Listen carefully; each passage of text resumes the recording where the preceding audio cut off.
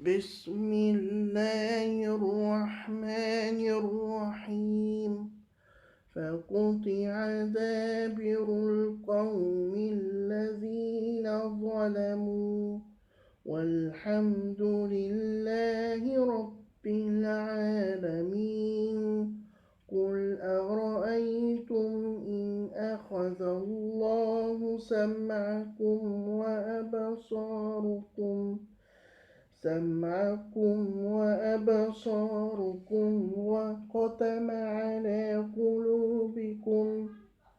وختم على قلوبكم من إله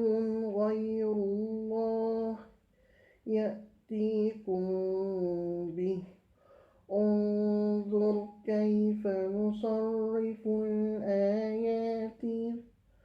ثم هم يصدقون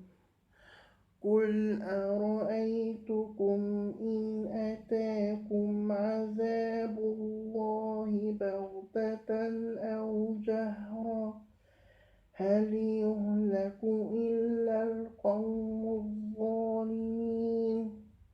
وما نرسل المرسلين إلا مبشرين ومنذرين